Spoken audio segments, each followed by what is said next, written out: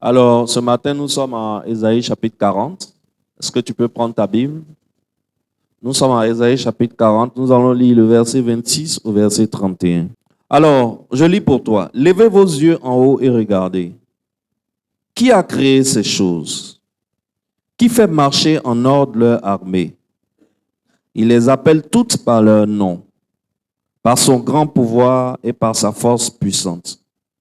Il n'en est pas une qui fasse défaut.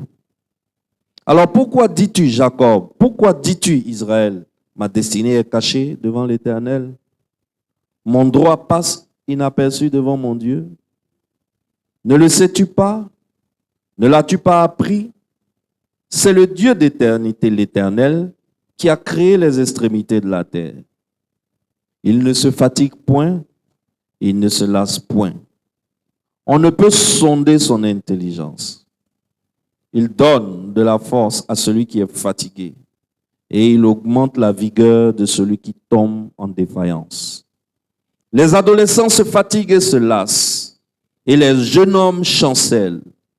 Mais ceux qui se confient en l'Éternel renouvellent leur force. Est-ce qu'on peut lire cette partie ensemble? Mais ceux qui se confient en l'Éternel renouvellent leur force.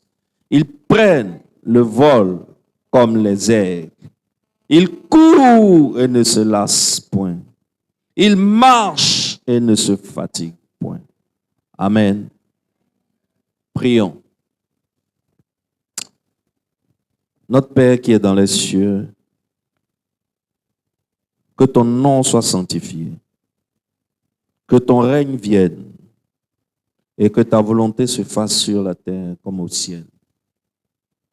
Nous voici réunis ce matin encore à tes pieds, cette église que tu as fondée toi-même, la maison de la destinée, le temple gloire de Benjerville. Et ce matin à tes pieds, nous voulons entendre ta voix. Et nous voulons qu'une intelligence soit touchée ce matin, qu'un cœur soit touché ce matin, qu'un esprit reçoive la lumière ce matin. Que ce soit ta voix qui résonne dans le cœur de tes fils ici réunis. Et que ce soit ta sagesse qui soit transmise à ces cœurs et non la sagesse des hommes. Que la transformation conséquente à la puissance de ta parole démarre dans la vie de quelqu'un fortement ce matin. Au nom de Jésus-Christ, Amen. Amen. Nous sommes dans le livre d'Ésaïe et le livre d'Ésaïe est un livre qui est découpé en 3 grands morceaux.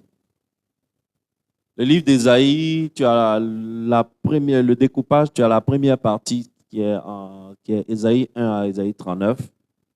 Ésaïe 1 à Ésaïe 39 te parle grosso modo du péché du peuple de Dieu, qui est l'idolâtrie. Et le peuple de Dieu a péché et Dieu a autorisé et a permis à des hommes sans foi, à des peuples qui n'ont pas de foi, de venir envahir, détruire, puis déporter son peuple pour les emmener en esclavage, pour les emmener en exil. L'idolâtrie est le plus grand totem de Dieu. L'idolâtrie, c'est donner l'adoration qu'on doit donner à Dieu à autre chose que Dieu. Alors l'idolâtrie, en général, quand on parle d'idolâtrie, nous on croit qu'on n'est pas concerné. Parce qu'on est assis à l'église ici dimanche, parce qu'on n'a pas une petite statue sous le lit. Parce qu'on ne se prosterne pas devant Maman Marie dans une grotte. Parce qu'on ne se promène pas, on ne se prosterne pas devant une motte d'argile sur laquelle on verse une rouge, à qui on donne haricots à manger. Donc nous disons et nous pensons que nous ne sommes pas idolâtres.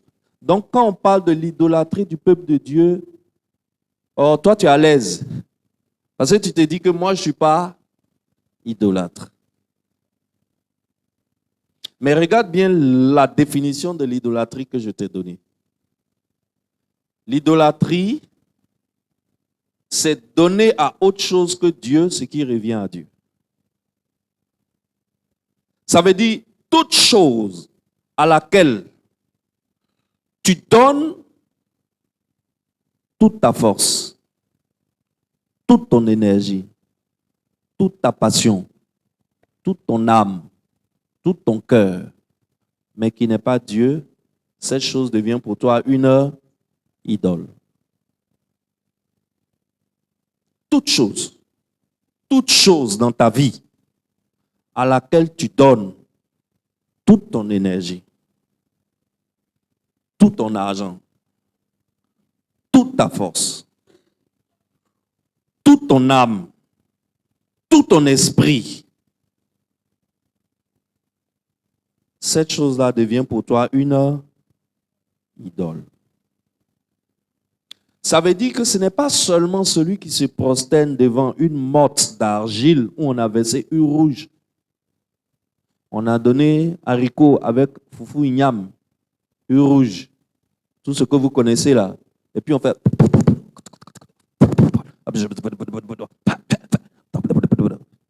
On connaît ça, non?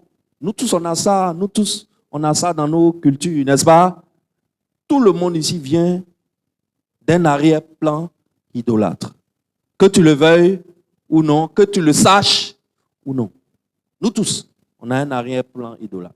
On a un papa ou une maman, un grand-père, un tonton, un oncle qui adore quelque chose. Alors quand on parle de l'idolâtrie du peuple de Dieu, on dit oui, ça c'était Israël. Ça ne me concerne pas. Moi, j'adore Jésus-Christ. Moi, je vais à l'église tous les dimanches, je ne suis pas idolâtre.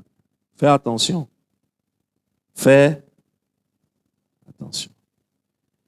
Les plus grandes idoles, les idoles les plus difficiles à démanteler dans la vie d'un homme sont les idoles de son cœur. Ce n'est pas les idoles visibles.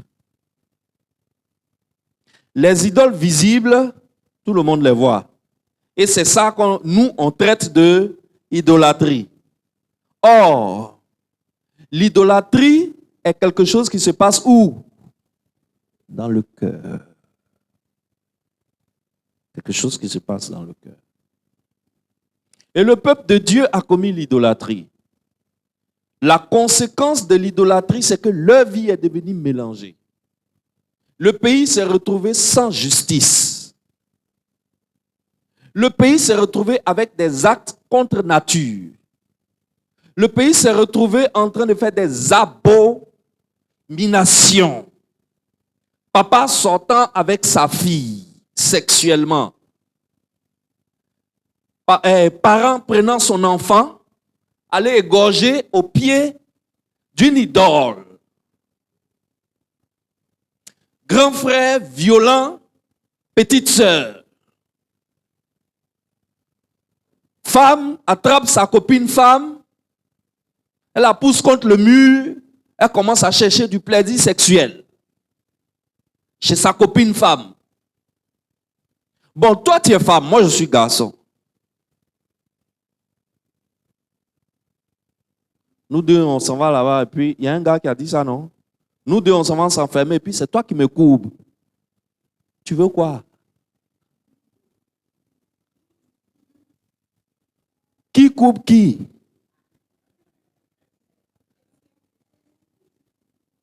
Parce qu'elle est habituée à couper. Elle ne se voit pas femme. Elle se voit, toi tu es femme, je te drague, on se met dans le coin, tu me coupes. On appelle ça abomination. Garçon laisse femme. Femme, tout comme ça là.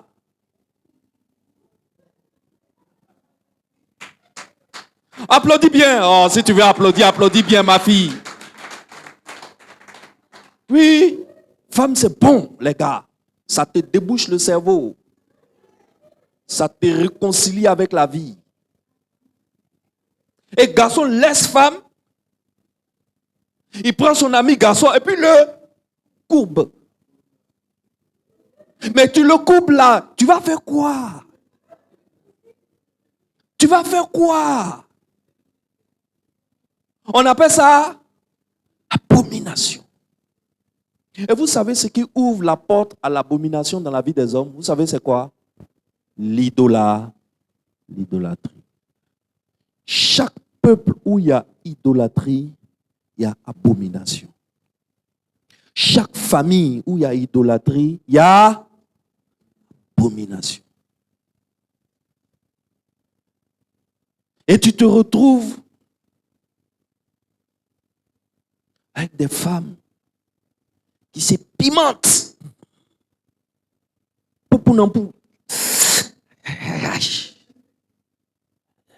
Ça, puis ça mélange en haut. Et puis ils sont contents, c'est rentré. Ça dort, le produit est pur. C'est la bonne qualité. Abomination.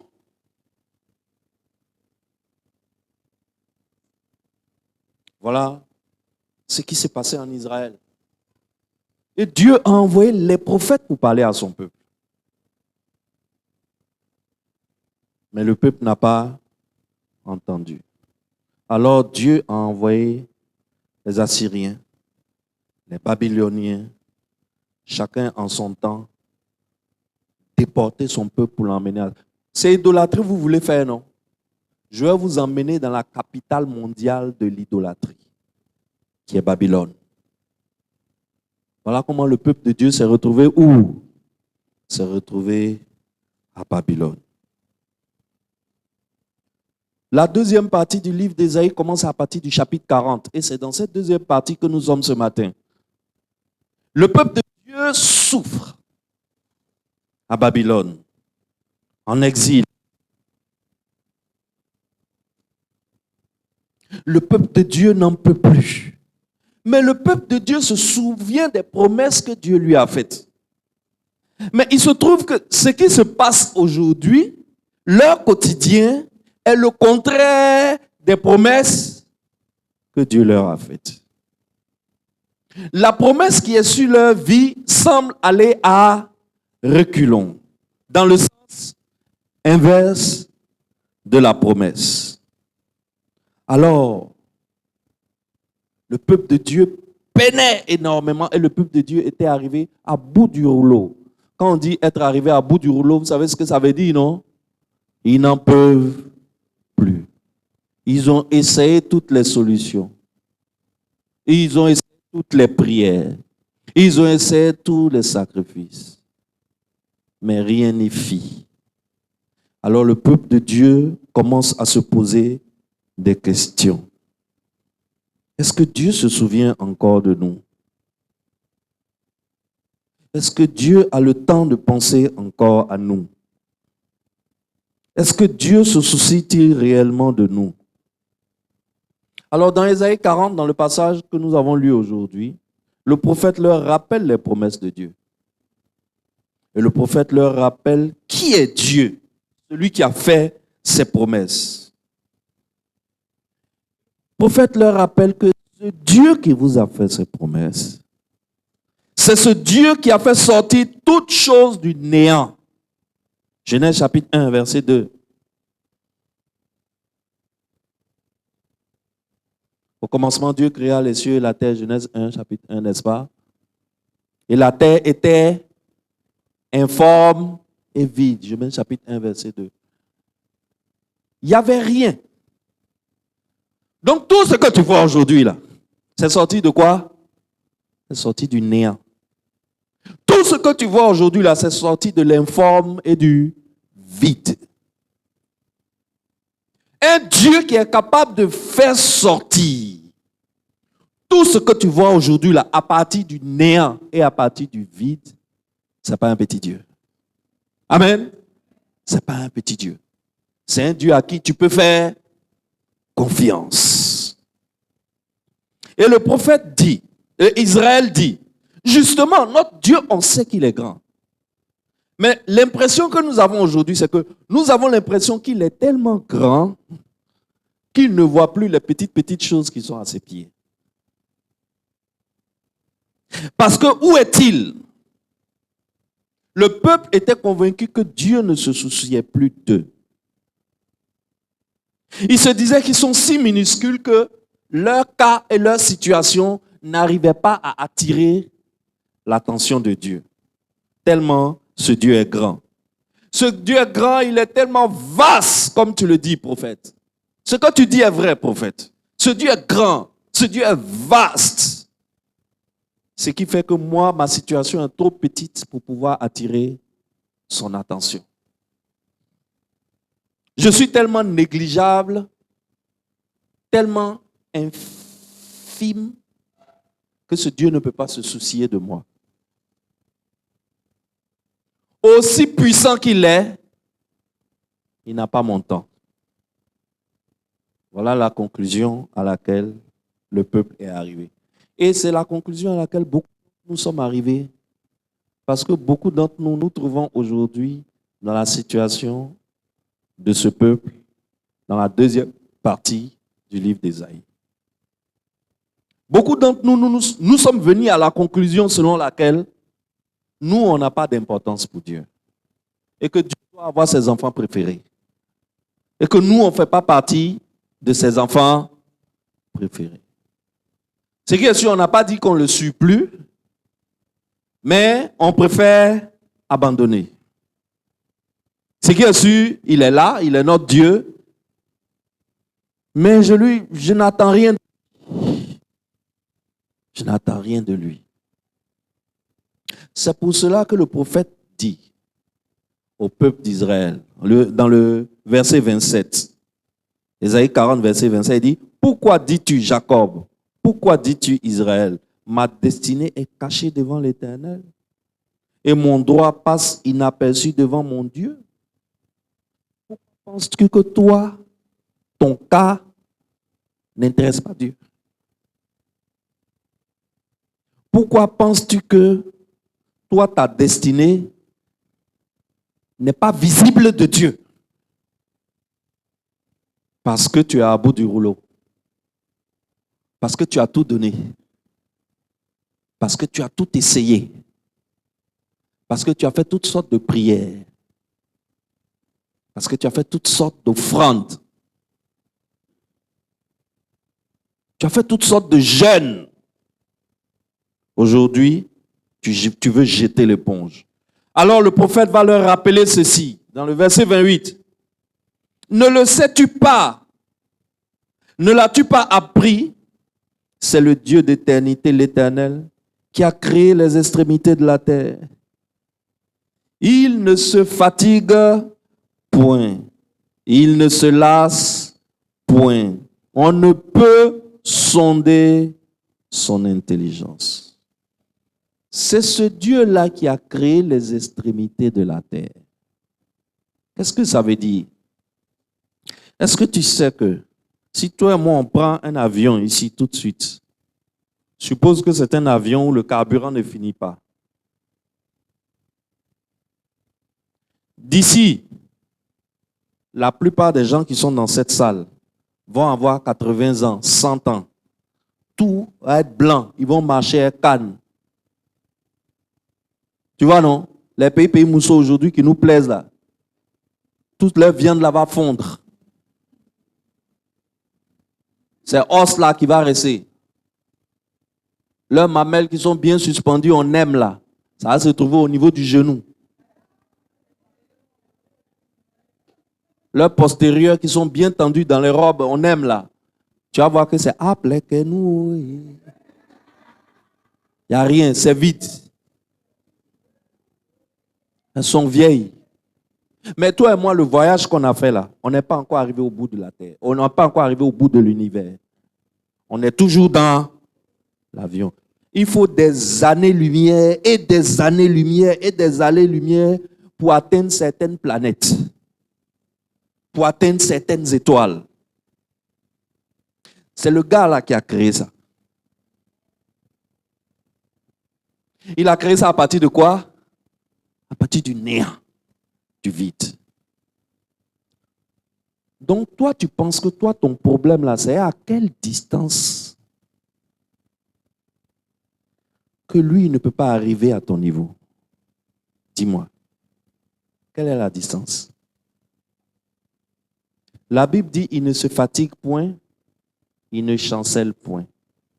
Ça veut dire que ce n'est pas le gars, à un moment, il va dire, j'ai trop marché. Ou bien, j'ai trop couru. L'affaire, le problème de Tchéoulou, là, se trouve trop loin. Où je suis là, je suis fatigué. Dites à Tchéoulou, il n'a qu'à attendre. Quand je serai un peu truc, je vais me lever et puis y aller vers son problème. À quelle distance, toi, ton problème se trouve d'un gars comme ça?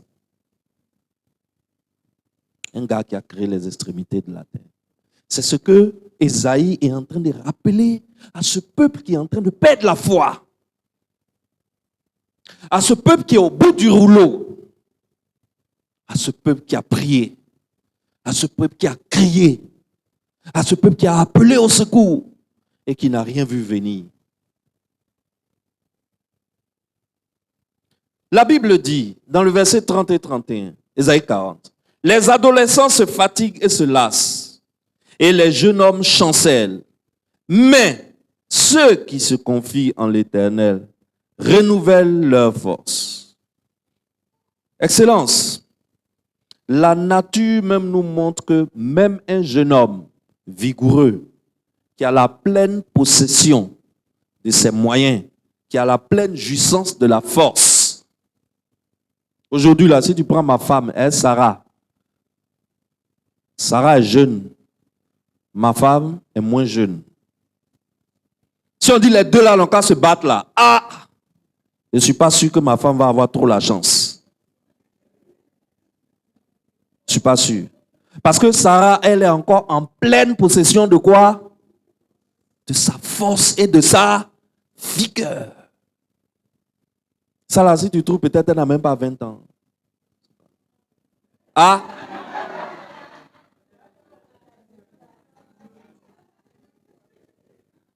Mais c'est le moment où une personne a la pleine possession de sa force. Mais vers les 50 ans là, bon, Dieu peut te faire grâce. Peut-être tu cours encore un peu. Mais juste quand on dit 70 ans, il y a les maladies là. Genoux, hanches. Tu t'assois pour te lever, tu entends. Tu veux t'asseoir genoux là, tu entends. Ça crie. La Bible nous dit qu'un jeune homme, en pleine possession de ses moyens, se fatigue quand même et s'épuise. Vrai ou faux? Quelle que soit la taille de tes muscles et la puissance de tes poumons, si tu te mets à courir, à un moment, tu vas te fatiguer. Pourquoi? Parce qu'on court sur la base d'un stock d'énergie qu'on a accumulé.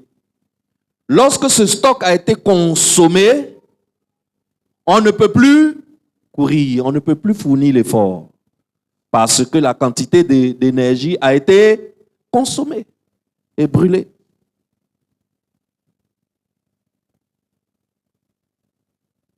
Il y a des situations qui apparaissent dans la vie d'un homme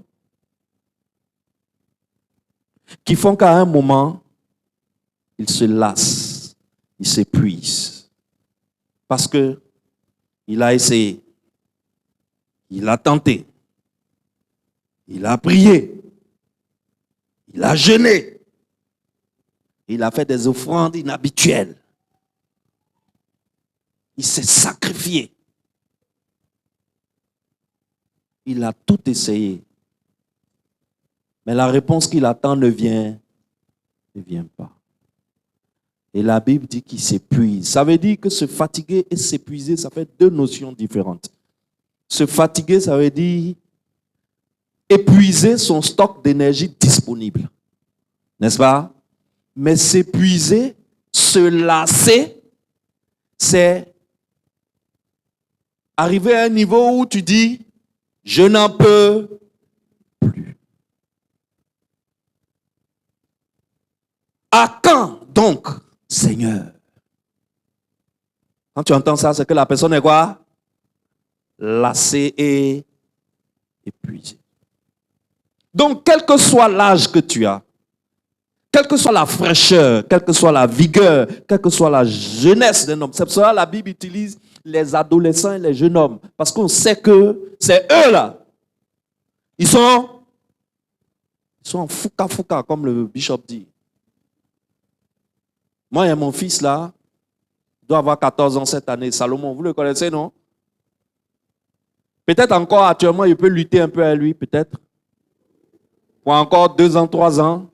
Parce que bon, j'ai quelques techniques de taekwondo que je peux appliquer sur son pauvre corps. Mais d'ici, le gars là va avoir 20 ans là. Est-ce que je peux me positionner devant lui? Physiquement, est-ce que je peux? Arrête de moi. Va têter ça. Je suis au sol en train de trembler. Jacques, au secours, Jacques, au secours. L'enfant là m'a têté. C'est toi qui as cherché. Il est en vigueur. Mais il s'épuise. Mais la Bible dit, il y a un type de personne qui ne s'épuise pas. Il y a un type de personne qui ne se fatigue pas. Ceux qui se confient en l'Éternel. L'Éternel, donc, est une source d'énergie inépuisable et intarissable. Ce qui fait que celui qui se confie en l'Éternel, celui qui place son espoir en l'Éternel, celui qui se connecte à l'Éternel, qui s'accroche à l'Éternel, qui s'agrippe à l'Éternel, il est connecté à une source d'énergie inépuisable et intarissable. De telle sorte que même le jeune homme vigoureux, qui a toute la puissance de ses muscles et de sa force, il va se fatiguer. Mais celui qui se confie en l'Éternel, lui, ne se fatiguera jamais.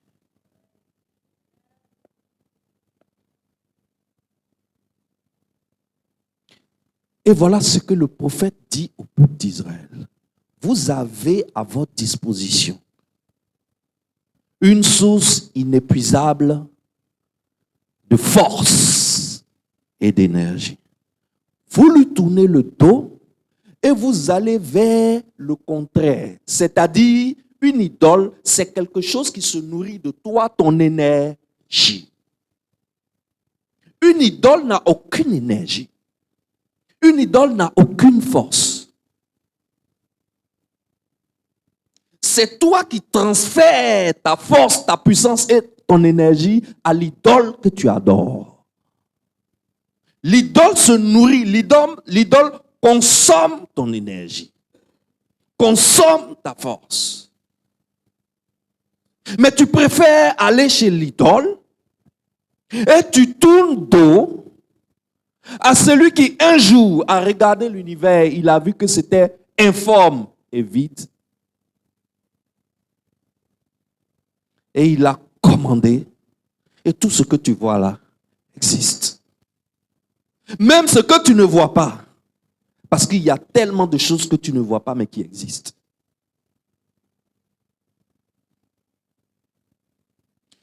Alors comment tu fais pour tenir dans ce foyer-là?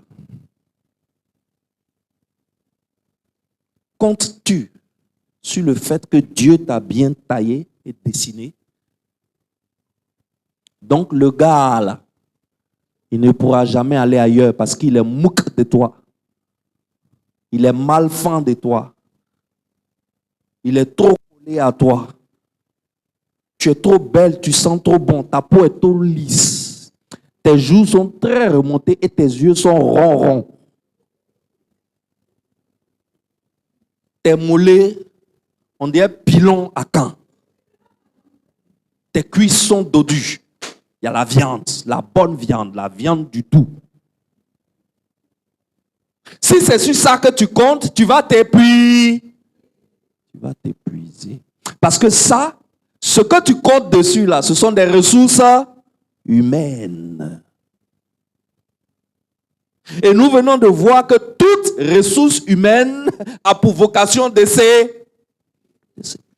Tôt ou tard. Alors comment tu fais pour tenir dans ce foyer? Dans ce foyer peut-être où l'homme est devenu autre chose. Tu l'as pas reconnu, tu le reconnais pas, tu le regardes, tu le reconnais pas, tu dis c'est pas mon homme qui est là. Mais la Bible dit reste. Ne pas. Sauve-le. La Bible dit sauve-le. Comment tu fais pour tenir dans ce foyer où le gars n'apporte plus l'argent à la maison? Et quand tu viens voir le pasteur dit, ma fille, Dieu va faire. Mais ne quitte pas. Reste. Comment tu fais pour tenir? Où est-ce que tu trouves la force et l'énergie pour tenir dans une situation où toute personne normale se serait épuisée et se serait lassée? Comment tu fais pour tenir dans cette situation? Ça fait 3 ans, aucune de tes factures n'a été payée. Ta société doit de l'argent aux impôts. Tu reçois les courriers des impôts. Comment tu fais pour tenir? Tu dois 1 an de loyer à tous tes employés. 1 an de salaire à tous tes employés. Tu dois 2 ans de loyer au propriétaire de l'immeuble. Comment tu fais pour tenir? Où tu trouves la force? Parce que si tu comptes sur ton bagou,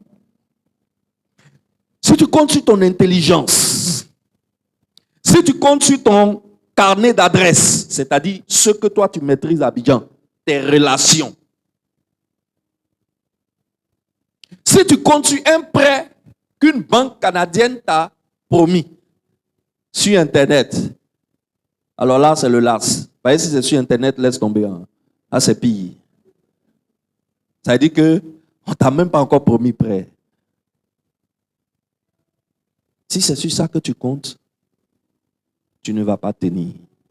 Tu vas jeter l'éponge. Tu seras comme le peuple d'Israël. Tu vas dire, Seigneur, jusqu'à quand? Seigneur, jusqu'à quand? Tu demandes cet enfant à Dieu. Ça fait des années et des années et des années. Tu pries. Les prophètes ont tout fait dans toi. Jusqu'à d'autres même ont failli sortir de toi. Il y a les prophètes et un bandit dedans. On va dire, maman, je dois te laver. Est-ce que garçon lave femme? Est-ce que chat lave poisson grillé? Tu as donné poisson grillé à chat. Ton chat, tu dis, lave, j'arrive. Ah! Tu as les boules qui sont sur le corps des femmes là. Quand la main d'un garçon touche comme ça, courant le secoue. Mais souvent, il se gère, il se joue les dangereux, mais courant la secoue. Et maintenant, toi, tu dis, toi, ton prophète là, ta qualité de prophète te donne le droit de laver femme. Ça va finir où? Ça va finir comment?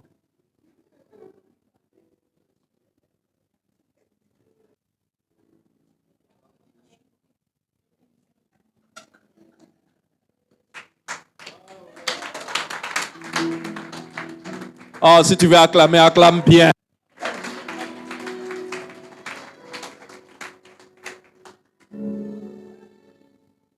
Et tu dis, Seigneur, c'est bon, ne me donne plus enfant là, c'est bon. C'est bon. J'ai trop prié. J'ai trop jeûné. Pendant que tu pleures là, tes larmes coulent. Vous connaissez la situation, non? Pendant que tu parles là, pendant que tu es en train de lui dire ça là, tes larmes coulent jusqu'à ça finit. Et puis ça se forme encore, et puis ça coule. Si tu insistes, c'est le sang qui va sortir. Seigneur, je suis fatigué. Seigneur, si tu veux, donne-moi l'enfant. Si tu veux, ne donne pas. Seigneur, moi, je ne prie plus pour enfant. Seigneur, jusqu'à quand? Je ne te demande pas grand-chose. J'ai dit un enfant. Il y a de la petite fille qui est à l'église là. La dernière fois, elle voulait s'amuser un peu. Ça a poussé devant elle. Et moi, Seigneur, j'ai fait quoi? Jusqu'à quand, Seigneur? Alors, Excellence, Fils de Dieu, c'est 21 jours de jeûne et de prière. Nous allons réapprendre à faire confiance à l'Éternel pendant ces 21 jours. Parce que l'Éternel seul est la source inépuisable de force, d'énergie, de puissance, de joie, de bonheur. Ton bonheur et ta joie ne doivent pas dépendre de ce qu'il y a dans ta poche quand tu te lèves le matin. Donc le jour où je te croise, où tu es triste, automatiquement je sais que le gars là, il est mal moisi. Ça c'est Tanguy. Mais le jour où Tanguy arrive à l'église dimanche matin, puis il court dans mon bureau. Pasteur, je suis à ta disposition. Il y a quoi à faire aujourd'hui? C'est que Tanguy a eu un paix. Il a fait bouclage. Tanguy a fait bouclage. Moi, je sais automatiquement qu'il y a un paix dans le corps de l'homme là. Mais tu sais, l'évangile nous amène à ne plus fonder notre joie sur les ressources terrestres. Mais notre joie vient du fait que ce matin, quand je me suis réveillé, j'ai été dans sa présence. Et quand j'ai été dans sa présence, je me suis senti comme un fils dans les bras de son père aimant. Et je lui ai chanté des louanges. Oh mon bien-aimé, tu es le plus beau parmi les milliers de milliers. Et il s'est connecté à moi et je me suis connecté à lui. Et j'ai senti qu'il était présent. Et j'ai senti que mon Rédempteur vit. Et que quel que soit ce qui va m'arriver dans cette journée, ma joie ne dépend pas des événements de la journée. Mais ma joie dépend du fait que je suis connecté à mon bien-aimé. Excellence. Voilà ce que nous allons réapprendre à faire pendant 21 jours. À nous confier en l'Éternel, envers et contre tout. Quel que soit l'événement qui est en train d'arriver dans notre vie, quel que soit le temps que ça a duré, il n'y a aucune situation qui le dépasse parce que la situation est trop complexe pour lui. Quelqu'un qui a fait sortir tout ce que tu vois là du néant. Dis-moi, toi, ta situation, c'est quoi? Donne-moi le nom de ta situation. Donne-moi la distance de ta situation. Dis-moi à quel moment il s'est épuisé en route et il ne peut pas arriver jusqu'à toi. Dis-moi. Dis-moi à quel moment. Pourquoi penses-tu qu'il tarde? Crois-tu qu'il tarde parce qu'il t'a oublié? Crois-tu qu'il tarde parce que tu es trop négligeable pour qu'il se soucie de toi? Crois-tu qu'il tarde parce que tu as une distance trop loin de lui? Alors pendant 21 jours, fils de Dieu, nous allons apprendre, nous allons réapprendre à lui faire confiance. Parce que c'est seulement ceux qui se confient en l'Éternel, qui voient leur force renouvelée, qui courent sans se fatiguer, qui marchent sans s'épuiser et qui posent des actions sans chanceler. Alléluia. Acclame pour ce Dieu.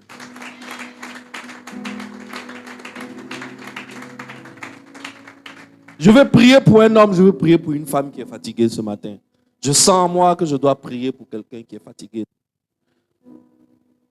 Quelqu'un qui est épuisé. Quelqu'un qui dit, jusqu'à quand, Seigneur? Tu es ici, tu es épuisé, tu es fatigué. Si tu veux, t'impose les mains, viens. Viens devant. Mais si tu ne veux pas que je t'impose les mains, tu peux rester là où tu es, mets la main sur ton cœur. Parce que c'est le cœur qui est renouvelé. C'est le cœur que Dieu renouvelle, Excellence, Fils de Dieu. Je prie pour toi. Le message que le Saint-Esprit me charge de te dire, c'est que Dieu s'intéresse à ton cœur. C'est ce cœur que Dieu veut. Quand la parole de Dieu dit que tu vas naître de nouveau, ce n'est pas que tu vas retourner dans le ventre de ta mère, mais c'est que ce cœur que tu as, ce cœur va être changé par la parole. Ce cœur va être supprimé et remplacé par un nouveau cœur. Et pendant l'opération du cœur, pendant la chirurgie du cœur, tu vas passer par ce qu'on appelle la porte de la vallée. Et la vallée, ce n'est pas agréable. La vallée fait mal. La vallée est dure. Dans la vallée, des larmes coulent abondamment. Dans la vallée, du sang coule abondamment. Dans la vallée, tu expérimentes la vraie vie chrétienne. Dans la vallée, tu apprends à ne compter que sur lui seul. Dans la vallée, tous tes soutiens sont brisés. L'homme en qui tu comptais te sera arraché. L'oncle sur qui tu comptais, il va faire palabre avec toi. La femme que tu aimais, qui était tout pour toi, elle va te quitter. Dans la vallée, ton argent va finir. Dans la vallée, tout ce sur quoi tu comptes te sera arraché. Comment vas-tu tenir dans ce foyer? Comment vas-tu tenir sans enfants alors que tu cherches les enfants? Comment vas-tu tenir dans cette situation alors que tu es dépourvu de toute force, de tout soutien, de toute ressource, de toute amitié, de tout secours? C'est dans la vallée qu'on apprend à se tourner vers la montagne. C'est dans la vallée qu'on apprend à regarder vers la montagne d'où nous viendra le secours. Alors, Excellence, ce cœur, je prie que ce cœur aille jusqu'au bout de cette transformation. Je prie que ce cœur soit supprimé et remplacé par un cœur né de nouveau. Je prie qu'en ces 21 jours qui arrivent, nous apprenons à faire confiance en l'Éternel. Je prie pour un homme qui a pleuré cette nuit. Je prie pour une femme qui a déprimé toute cette semaine. Je prie pour des personnes qui ont poussé des soupirs. Recevez la force inépuisable. Recevez l'énergie intarissable. Recevez en vous Jésus-Christ de Nazareth. Recevez en vous l'œuvre parfaite de la croix. Recevez en vous le baume du Saint-Esprit. Que le Saint-Esprit s'étale sur votre cœur maintenant même, pendant que je parle, comme un baume. Et que Jésus-Christ vienne vous réconforter, vous aider à continuer la marche.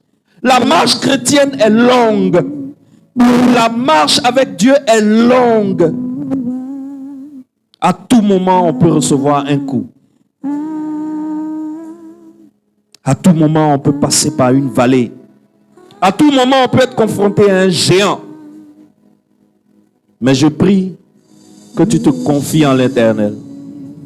Que ton cœur soit un cœur qui cherche l'Éternel. Que ton cœur se confie en Jésus-Christ de Nazareth, qui a quitté le ciel, qui est venu sur la terre et qui est mort à ta place. Il n'est pas loin de toi. Il est tout près de toi. Confie-toi en lui. Donne-lui ta vie. Confie-lui toutes tes peines. Et que son eau vive coule en toi. Que sa parole coule en toi comme un fleuve d'eau vive, comme un torrent d'eau. Dans le nom puissant de Jésus, j'ai prié. Amen. Amen et amen. Alléluia.